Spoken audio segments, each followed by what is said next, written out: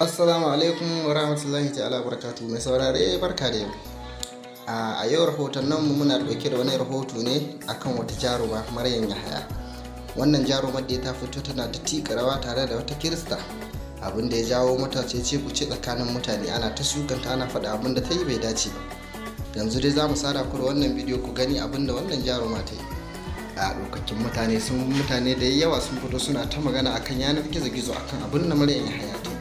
Suna cewa wannan abun da ta bai dace ba a matsayinta na musulma, ɗiyar musulma kuma ta fito tana rawa da Kirista irin rawar da bata dace ba. Wannan abun ya ja hankalin mutane da yawa, sun fito suna maganganu a kai.